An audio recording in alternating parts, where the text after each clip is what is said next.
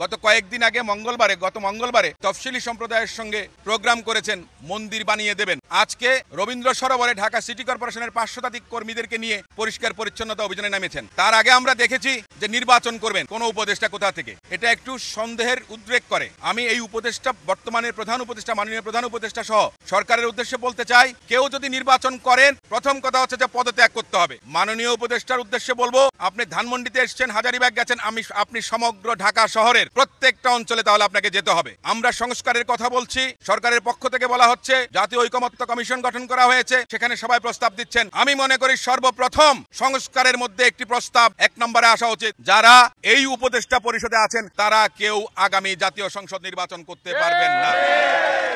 সরকারের নিরপেক্ষতা নিয়ে প্রশ্ন আসছে। ছাত্র সমন্বয়ক যারা ছিলেন তাদের সতীর্থরা এখনো উপদেষ্টা পরিষদে আছেন, তাহলে তাদের দল যখন রাজনীতি করছেন, দল গোছাচ্ছেন, নতুন দল করেন, কোনো অসুবিধা নাই, সাধুবাদ জানাই। আমরা চাই না নতুন দল অঙ্কুরেই বিনাশ হয়ে যাক কিংবা অঙ্কুরেই ঝরে পড়ুক, আমরা সেটা চাই না। আমরা চাই নতুন নতুন সংস্কৃতির জন্ম হোক, নতুন ধারার রাজনৈতিক দল আসুক, আমরা সাধুবাদ জানাই। কিন্তু রাষ্ট্রকে কাজে লাগিয়ে রাষ্ট্রীয় পৃষ্ঠপোষকতায় জনগণের সঙ্গে প্রতারণা করবে, আমার মনে হয় এটা ঠিক না। কল্যাণ যদি করতে হয় নিঃস্বার্থভাবে করেন, আমরা যারা রাজনীতি করি আমাদের কথা ভিন্ন, কিন্তু যারা উপদেষ্টা পরিষদে আছেন তারা তাদের উদ্দেশ্য হাসিলের জন্য এমন কোনো কর্মকাণ্ড করবেন না যেটাতে জনমনে প্রশ্ন জাগে। আজকে 8 মাস 9 মাসের উপরে হয়ে গেল এই অন্তর্বর্তীকালীন সরকার, আমরা কখনো দেখিনি পরিবেশ নিয়ে কেউ কোনো উচ্চবাচ্য করেছেন। এর আগে একজন উপদেষ্টা স্থানীয় সরকার মন্ত্রণালয়ের দায়িত্ব নিয়েছেন, যেখানে এক সময় অনেক অভিজ্ঞ বয়োজ্যেষ্ঠ আইনজীবী ব্যারিস্টার আমাদের প্রয়াত হাসান আরিফ স্যার ছিলেন, সেখানে ওনাকে বাদ দিয়ে একজন তরুণ অপেক্ষাকৃতভাবে এই স্থানীয় সরকারের উপদেষ্টা হয়েছেন, যেটা বিগত দিনে আমরা দেখেছি বাংলাদেশ জাতীয়তাবাদী দল কিংবা আওয়ামী লীগও ছিল,